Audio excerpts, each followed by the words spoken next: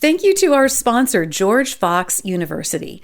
George Fox University is unique. It is a Christ-centered, student-focused university where your student is going to be appreciated for the individual they are, the learning style, and the goals that they have, while also keeping focus on their relationship with Christ. I want you to go check it out at georgefox.edu. Again, that's georgefox.edu. Thanks so much for being our sponsor, George Fox. Purposely. Your life, God's purpose. Listen at purposely.com.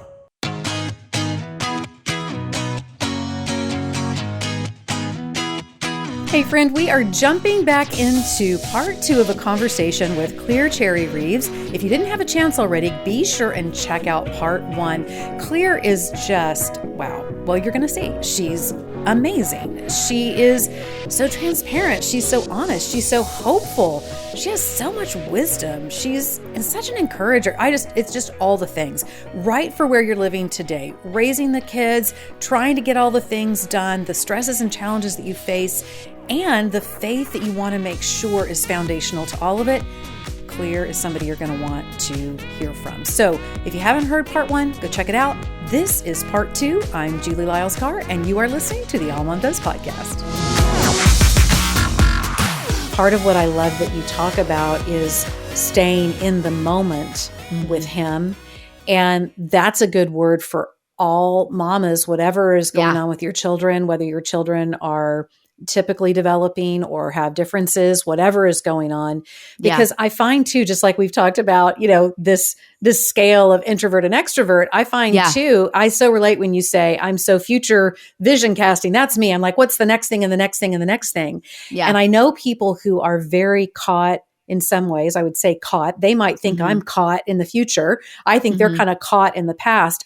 I don't know many people, Cleere, who are good at being in the present. I don't know that is a personality style that I see exemplified very often, which tends to make me think that being in the present is a form of spiritual discipline that probably a lot of us, maybe if you've got a supernatural gift of being in the present, maybe that is your personality. But wow, I just don't feel like I know many people who are great at being in the present. So how are you turning down what you call turning down the volume in your brain to be present? Because I have to say, it's all the soundtracks I have going all the time that often keep me off in the future. Part of it is just trying to be a good Mary Poppins, Girl Scout mom, business owner, I am the girl that if you have an issue at a museum when you're visiting Chicago, and I happen to be visiting there too, I'll probably have something you might need in the terms of, a Tylenol. You can't take Tylenol. I got ibuprofen. You can't take ibuprofen. I got baby aspirin. You need a Band-Aid. You need a tampon. What do you need, girl? I got you. I mean, I live there. I am that far in the future, in case I meet some random person in 2 months in a museum in Chicago. I got you. Yeah. How do I turn some of that volume down to be able to hear what's happening in the present? I think first off, let me say that everyone's different. I think what we like more than anything is we would rather receive a formula from somebody who sat with God than sit with him ourselves. And that is where danger usually ensues, right? Because why do we want a formula? We want to check it off. Why do we want to check it off? Because we're striving. Why are we striving? Because we're trying to earn something only grace could have already checked off for us. And so I think where we really have to get to it is ultimately everything that we do is a response to what we believe about God. And so really starting there, like, do you know the heart of the Father? I mean, I think when it comes to like having quiet time, I wish it wasn't called quiet time because I think that creates this like ethereal, like you need to be in a really comfy chair in a place that has calming jazz music and it needs to be at a time where you have, 47 minutes. And it's like, in what world, right? And so it's like, that's not my reality. I can't do that. It's like, okay, well, what is your reality? What is your season calls you to? When can you do it? How many minutes? Where can you open a Bible? Where's a warm place that you're actually going to sit for 10 minutes? You have 10 minutes. You have 10 minutes. I will say it until I die. You have 10 minutes. You probably wasted 110 scrolling. So it's like, okay, where, right? Like, where can we sit, say, you know what? I'm going to read one chapter of Matthew. I know what I'm going to read. I always say I'm way more inclined to celebrate your birthday if I know the restaurant I'm going to, what time I'm going, the day that it's happening, and right? Okay, well, same thing. You're so much more inclined to meet with your father if you say, I'm going to sit in this chair. I'm going to meet with him sometime between 6 and 7. I'm going to give him at least 10 minutes. I pray to God more. And I'm going to read the book of Matthew. And that's what I'm going to do. You are so much more inclined to follow through as if you have specifics. Now, you cannot keep it to where it's so rigid. You don't offer the flexibility of life. Because if it's so rigid, it's also not going to last. And so, but I would say really that's so important. Like I'm so, if I could give anybody really a formula, right, for a breakthrough, or you're overstimulated, you're overwhelmed, this or that, like how do you turn the voices down, turn his up? And there's a really like he is already, here's the deal is like scripture tells us, and we can't refute scripture. We know the voice of God.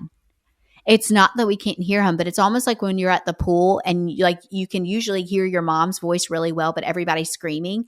So it's like you've got to get in a place where like you are made by him. You are an eternal being. You are created for heaven. And so really what it is like silencing some of those voices to where it gets louder and louder. And the more that you tune into that, the better you're going to be at cutting through the clutter, I would also say that, as far as like turning down the voices is if you can, like, I think Sabbath is really the rhythm that protects all the other rhythms in our week. And I'm not saying, this is something the Lord is really teaching me is that it's a commandment on purpose. And it's a commandment because what it does is it safeguards us from being people who are obsessed with productivity and forget that really he's all about worship. And so understanding that when our hands are off of something, it still grows, right? And perhaps even more because when he is anointed holy ground, then it really doesn't need your striving. But it's only really through actually release that we earn trust or that we actually can walk in trust. And so I would say that is a really important and delighting in Jesus and these like really, I think one thing for me that really, really helps when I'm in my head or I find myself in these patterns of striving is to just walk. And I am just declaring who God is. Like there's problems, there's Goliath, there's things that are happening, there's things I don't know, this, that. But as I'm just like reminding myself, I'm just like, okay, Lord, who are you? And I'm going to listen to a worship song if I can't find the words and just walking, like hitting the pavement underneath my feet, feeling the wind in my face, seeing a tree that's bigger than me. Like these things really do help. It's nothing innovative. That's the thing. Solomon says there's nothing new under the sun. He is right. Nothing new. I mean, there's nothing new, right? So we can't really claim to be people who are like, oh, I found an innovative way to worship. No, but it's like, hey, what has wisdom shown me? Man, when innovators and creatives and inventors and people who are like receiving deposits that change the world, or when there are these tucked in quiet places and there is sacred ground, we should take note of that, Right. So I think that is so important. I would say too, is like for me, even with work is another way to cut through clutter is to define the win. I think a lot of times what we try and do is like, I'm like, okay, Cleere, I want you to go out. You only have 3 arrows and I want you to hit 27 targets today. It's like, come on, really? Yeah. It's like, there's no way you're not going to feel like you've failed. And so it's really to define your wins and have these micro goals that are relatable, they're doable and really remain focused and allow yourself to celebrate when you hit them. I think I'm so like committed to knowing that God right now really wants mamas and women who are talking about what it's like to live in process, not people who are on the other side being like, you can do it. It was not that hard. I've got it. It's like, no. God's like, hey, look, talk about the hard, talk about the deep, talk about where you're at. That is where you're inviting into. That's community, Right. And so being in those deep waters and saying, look, like this is what it looked like for me to surrender. And it was hard fought. And I'm not saying it's easy. This is where I'm at. This is what I'm struggling with. This is what my prayer life looks like. But I don't know. I just kind of once again, hit you with a million things. Was No, that I even love your it. question? Yes, no, I love it. Okay. I love it. That whole place of decluttering the thoughts and trying to figure out how to turn down noise, how to be Yeah. focused. I love that illustration of you've got 3 arrows and 27 targets. I mean, that Yeah. is just that is such a good mind picture for me. Yeah. Share with me, Cleere, because I feel like we've got a shared heartbeat in terms of Yeah. I want to make sure that the work I'm doing is excellent. I want to be an excellent mom. I want to be an excellent wife. I want to be an excellent community member. And I've seen people use, in a sense, spirituality as an excuse for Yeah. not showing up when they said they would and Yeah. being kind of sloppy with what they're doing and frankly being kind of flaky. Yeah. Now, how do we take both a mandate to do things as unto the Lord Mm-hmm. and at the same time leave that margin that you talked about? How do we somehow navigate that? Because I would say for me, that's one of the places I get really stuck sometimes. I really want to do things well. And sometimes when you're trying to do things with excellence Yeah. in one arena, it Yeah. means you've got other targets you're not going to hit, which is maddening Yeah. when you want to be excellent in all things, right? So Yeah. how Yeah. do you navigate that as a business owner, as an entrepreneur, as an influencer, all the things that you've got going on, and you got a lot of targets? Yeah. Whew. I don't know. Do you want to do you want to call someone else up and let me know what they say? Because I don't know. We got to call a lifeline. Yeah. I don't know who we're calling. Same. Oh my gosh. But you know what? I would say this is what's coming to my spirit is I think what is so important is the Lord is always about, he doesn't care what the outside of a cup looks like, right? He talks about it in scripture. He is about the inside of the cup. Inside of the cup is the heart. The inside of the cup is the motivation for why you are doing what you're doing. So I guess my question would be, is if you feel like if God has called you out of something, then he will protect. He loves you as much as he loves the organization that you were a part of, that you committed to showing up on Thursdays, that he's called you to drop, right? So I would say is where has he called you to? And who has he called you to? Maybe that's the most important question. My pastor always says, who is first? Who has he called you to? First and foremost, him. Second and first and foremost is family, right? And your spouse first and foremost, and then your kids. And then after that, it's the things that your people and the flock that he has entrusted to you. And so what does that look like? And I think in different seasons it changes. I definitely think that as believers, it's important to be people of our word, to be people of integrity, to be people who know that when we say something, we're going to show up and we're going to not be half-hearted about it. But what I do also know is that yes and no are complete sentences. And so if it's yes, it's yes. And if it's no, it's no. And there doesn't need to be shame behind that. I think when we start to feel restless, I think we've really got to get to the motivation behind that. Are we restless because we want to prove to people that we're able to juggle all these things, and why, right? Or are we restless because God has called us to something and we're pinning it on a personality or this or that, when really God's saying, no, I gave you capacity for that. But what you did is you misordered your day.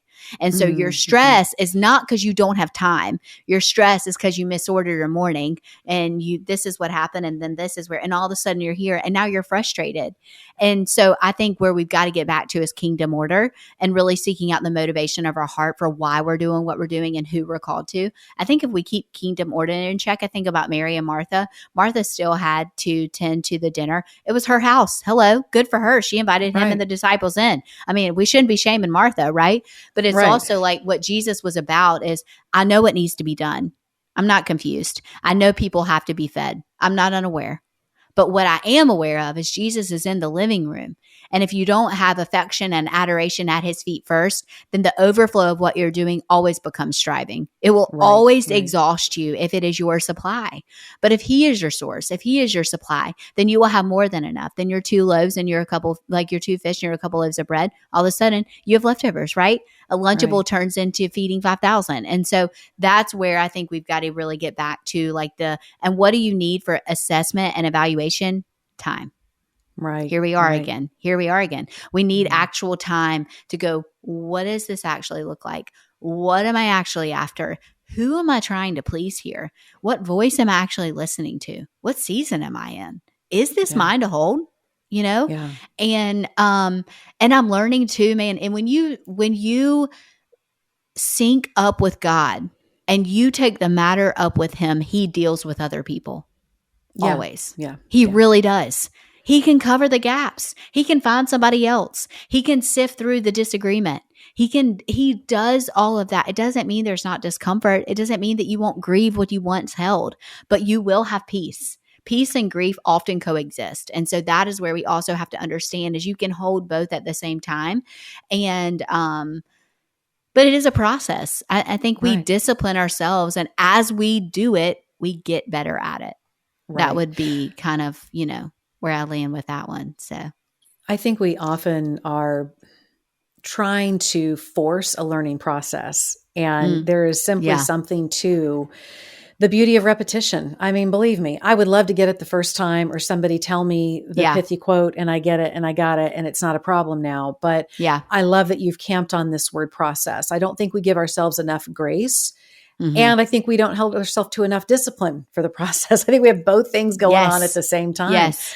I was just reflecting on a conversation I had yesterday with one of my twins. They are now 17 and they are navigating all the things of doing dual credit, both in some of the high school classes they're finishing and in the community college classes that they're taking for dual credit. And they're starting jobs and they're driving and they're doing all this stuff. And one of the things that I was talking about with my boy twin yesterday was how often we take a look at our schedule, but we don't really audit our time. We don't really, and I gave him this tool of thinking through, writing down every 15 minutes or so, what did I just spend that time on? Taking a true snapshot of where we're spending time, because too often I'm glancing at my calendar as the evaluation process for what all I'm doing. And am I putting priorities in place, rather than saying, am I really in the moment to moment doing the things that I say are important? And when I do that sometimes, Cleere, and I have to just remember it again because I forget, and then I have to remember again. But when I do that, it really helps give me a better window into understanding if I am giving myself margin to apply some of these things, or if I'm just continuing to run from the next to the next to the next. I love that. Because what I'm hearing you say is too, and I think it's profound, is, when your schedule determines your priorities, you'll have anxiety, right? Yeah. Anxiety is the fruit of that. But when your priorities determine your schedule, you'll experience the fruit of peace. Yeah. Right. And if we can do that, you talk about being present mothers, you talk about being honorable wives, you talk about being excellent employees, like all of that is really when we understand that switch of order is, hey, don't let your schedule determine where you need to be. Ask God, okay, what are my priorities? And then schedule accordingly. Right. And if we can do that, oh man. Yeah. I was thinking too, as you were talking, the importance, I think, as believers, for having excellence both in what we commit to do and having excellence in executing an honorable dismount. If there's something that we feel are feeling led that it's not our thing anymore, so it's not our season, or it's not, to really honor that organization, those people, whoever, to not just disappear to avoid the conversation, but to really own, and how important it is for us to hear ourselves saying, I'm making this a priority right now. And I really appreciate that this is something that there's a need for. I can see that. I honor the work you're doing, and this isn't my season for it. I think it's important to hear ourselves say things like that. Do you find that in your own life, that what you're saying about your life, or what you're not saying and you're avoiding, how those things may really change the momentum you have moving forward? Oh, totally. And, I think too, people look at believers to say, how are you going to exit the room? Right. That matters. That matters so much. That matters about how the health of what is happening, especially too, if you were in any type of leadership position, but also too, like when you said the dismount, that is so crucial. I think it's really important too, because people are going, okay, wait a second. She cared when it was important to her. And then now all of a sudden she's not about it. And so she just exited with kind of just apathy of how things ended, or the, the mess that was left behind, or not really treating people with like true, just value, Right. And I think that's a great point. I don't know if I've ever like spent a lot of time thinking about the fact that when leaders leave something or they're taking a break from something, or you look at the exit almost more than you look at how they entered. Right? Yeah. I think that's true. Yeah. I think that's really an important part. You can have I think about a gymnastics routine that you can do all kinds of amazing flips, turns, and everything It's exactly else, what but I was thinking about. if you splat out on the other side of the vault, might not count what you did while you're in the air. No, you are going to be on NBC for the wrong reason. For the wrong reasons. Exactly. Exactly. Well, Cleere, I know I'm going to have some listeners coming to the podcast today who, of course, are going to want to hear and are going to be so blessed by the wisdom that you're sharing with us. And I know some of them are going to show up because they're like, I want to hear about the business component of what Cleere has built, how that happened, how she's maintaining that, the things she's learning along the way. So give us a window into what all of that has been for you, starting this business, Cleerely Stated, having the podcast, all the things that you've been juggling in the midst of marriage and infertility struggles and baby and special needs and all of that. So what does that arc look like? Oh man. I think as an entrepreneur, I kind of went in the back doors, what I say. Like it wasn't on accident because nothing is, but I didn't really expect it to be successful in a way. Like I was kind of creating something out of need. And like I knew God was going to show up, but it's just kind of like, I really had no idea. Right. And I think too, the way the world has changed, social media has changed. I mean, when I started writing, I didn't really nobody was listening, and I think what we have to do is be okay with plowing the field when nobody's listening, because if God's called us to it, then it's your work is never in vain, and he tells us the labors are few. And so it's so important to really know who, and I get back to that motivation, because really I think that protects your commitment. And people are always like, you were so consistent. And I don't know that I really in my brain felt another option. It was just kind of like, Lord, this is what my hand's on the plow. I mean, this is what you've called me to. And so, but I think, the word balance to me is like an ethereal word. I don't know. I feel like it's something where we're always trying to find, how can I balance this? And I'm juggling this and, the different roles that we carry. And I just think it's a constant state of literally getting at the Lord's feet and going, okay, what do you want me to release? Okay, Lord, this is entangling me. Okay, Lord, what's the deal for today? I think about, Joseph and David and how they were just truly in constant communication. Lord, I'm feeling this way. I'm struggling. Where are you? I'm crying out. I don't see you. Are we growing here? What am I supposed to put my hand to? I think that's been throughout the years, and I think, really, I'm at a season now where I'm going, Lord, okay, there are possibilities, and I'm speaking more, and that's really where I feel like the Lord, my spirit's on fire. Like I think that's where kind of he's calling me to more. It is speaking, but I'm also like, oh God, I kind of feel like I got to throw up for like a second. And then I realized that's the spiritual warfare, that's right. Because it's not the content. It's not once I get on stage, I'm like Holy Spirit activated. I feel like I'm at a football game. It's like, oh my gosh, Lord, this is it. I'm so excited. I need them to get this. I wish we had more time. And so I think it's really learning, first off, too, if you feel opposition, you're often on the right road. It is not a symbol to turn around.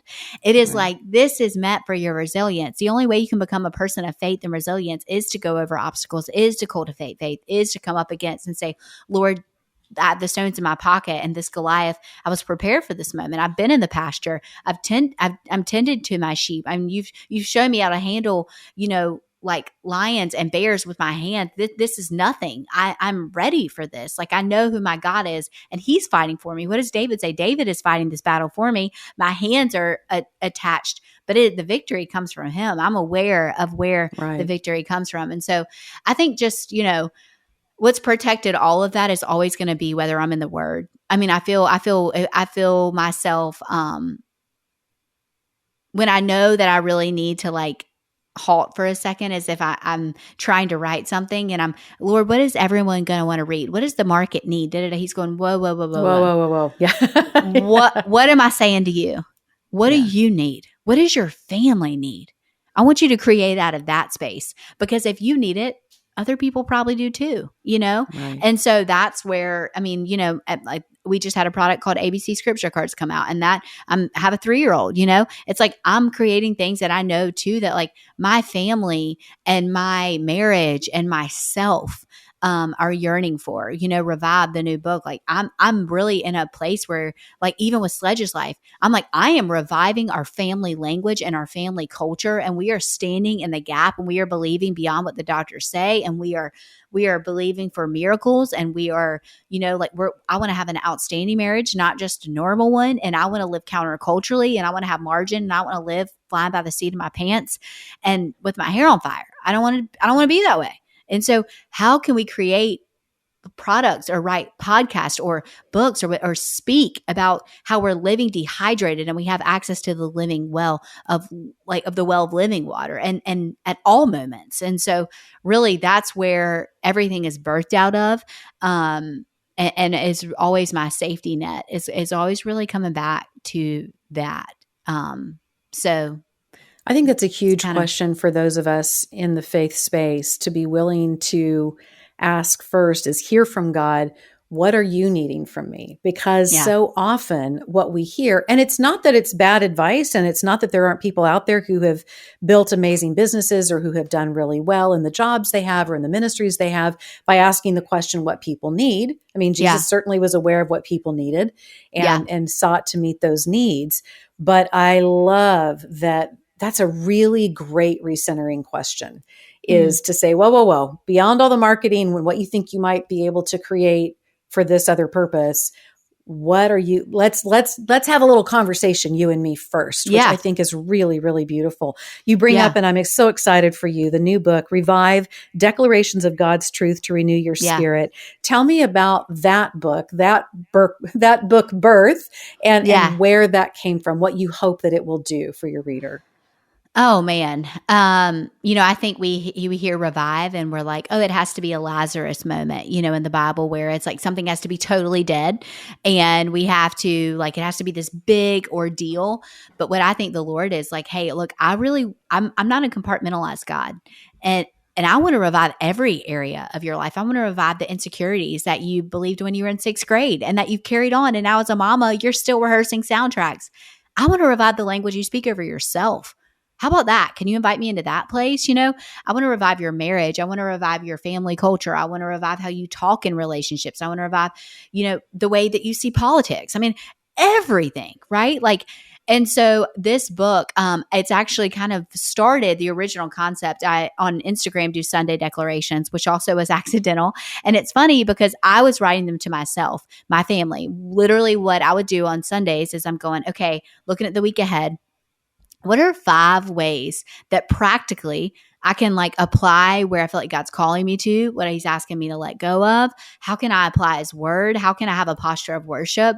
How can I really be a peacemaker and not just a peacekeeper? Like what does this look like? And really put specific language to it in a way that I could once again have a target that was a micro goal, that is something that I could look at the end of the week and say, I saw how the Lord showed up in that. Something that wasn't so ambiguous or you know, ethereal.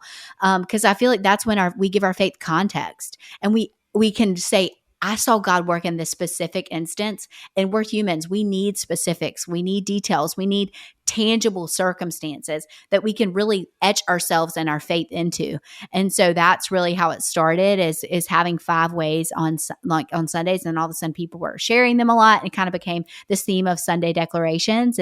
And so we kind of took that concept into Revive, and it's a weekly devotional, but I always tell people you can use it however you want, you know, however it speaks to you. And to really marinate, to really have a crock pot meal. Like, okay, here's 5 different ways that I really want my family and you can do it with your spouse, you can do it with your kids, you can do it by yourself, whatever it is. And also works great in tandem with other things that you're doing, which I think is important. You know, it's not like, okay, I'm going to start that in March when I'm done with this, next March when I finish this. And it's like, you know, I don't know. I think that's how we get a really big book of like shelf of books, and then we're not actually applying them. And so I think it's a great companion to where you're already at. and inviting the people you're doing life with to do it with you. And it has an accompanying devotion with those declarations. It's really meant to be like, here is just the meat, and it's like a hearty meal, and you're reciting truth over your life. And where your emotions aren't there yet, you're reminding yourself of the promises of God and his character, right? And you're choosing to go, okay, Lord, this is what's giving me anxious moments. And you're giving like, okay, Lord, when I have those anxious moments, I'm going to go to the throne. I'm not going to go to the phone. And you invite that into your life and truly start to really walk those things out. And so really the heart of the book is like, we all have stale places, right? We all have places where we feel stagnant, or the mundane has felt really mundane, and we're lacking passion, or we're just feeling like we're just surviving. I mean, maybe other people thrive. Maybe the abundant life God talks about in John is meant for another sector later on when we retire, right? And it's like, God's like, wait a second. Like, I came to give you abundance and freedom and joy and restore to you what's been lost. And I can multiply time. And I want to show you how to walk lightly. Can I do that? And so I'm yearning for us to be people who believe the God of the Bible, and to really welcome that into our daily lives now, and into the places where we feel like we need a fresh wind. Whatever that looks like. I think we all have spaces where we're like, God, I really just need you to revive this within me, and I need you to help me. And so I hope this book really just serves as like an IV, like an infusion for right where they are.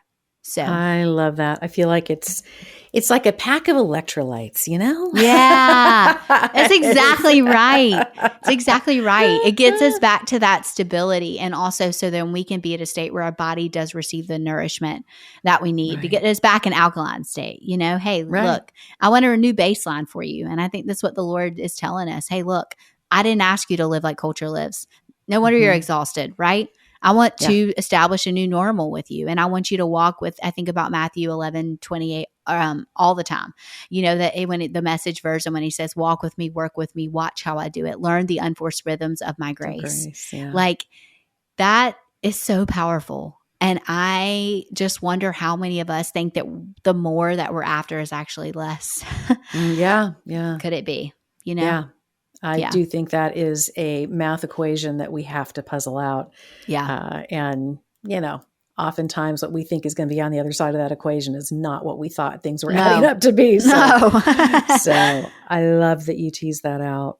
Well, it has been an absolute delight to have this time with you, Cleere. Where can the listener go to find out more about you and your life? On Instagram? Where can they go to find more of your products? Can they find the book? All this stuff. Give us your whole Cleere ecosystem. Yes. Well, first off, as a podcaster, I know how much it makes my day when someone says, that was a really good question. So you ask phenomenal questions. I just need you to know. Thank you. Isn't that good? Thank you. Good to hear. I really appreciate that. It's true. It's true. But you can go to cleerlystated.com is where we have all our products. Cleerely Stated on Instagram. If you spell it right, you'll find me at CLEERE. And we have lots of just different encouraging content. I always say, if I'm working on, like, what am I writing? I'm writing about where I'm at, and or where my people are at. What am I carrying, or what are they carrying? And what does the process of surrender look like for us today? And that's often where I'm writing from. And so if you go to cleerlystated.com, all the books are on Amazon, Revive, or wherever you find books. I always try and support local or small bookstores if you can, because, the beast of Amazon. But also, you got to love it, I know. It's just like you order your electrolytes, as you mentioned, 3 hours later, you're like, show up. Yeah. And I'm not going to complain about that. I'm not. I am surely not. Absolutely. But yes, I would love for people to connect with me. It's me. We're a very small team. And so while I'm so grateful for the growth, I think a lot of people often think we are bigger than we are, and it's a small but mighty team. And so if you reach out on Instagram, you'll hear from me, and so grateful, for people following along. It's why we are here. So, yeah. I love it. Well, Cleere, you are clearly amazing, clearly a joy. And thank you again for your time today. You've been so generous. Oh, thank you, Julie. You are awesome. I'm so grateful for you. Thanks. All right, listener, you know what to do. Show notes. Rebecca every week puts it all together, has the links for you, all the things. You can also find a transcript there if you want to go back and read, because Cleere has had some truth bombs that you probably should break out those pastel highlighters and print it off and do some work with that. See what you think. So be sure and check that out. Also, AllMomDoes on the socials and all the places and online. Be sure that you go and check that out. Great community there. I love to connect with you too. Julie Lyles Carr, primarily hanging out over on Instagram. Come see me over there. I always want to hear about the topics, the questions, the things that are on your heart so that we can find amazing guests like Cleere today to help you think through some of those things, to give you some resources and tools for walking your walk with God. And I'll see you next time here on the AllMomDoes podcast.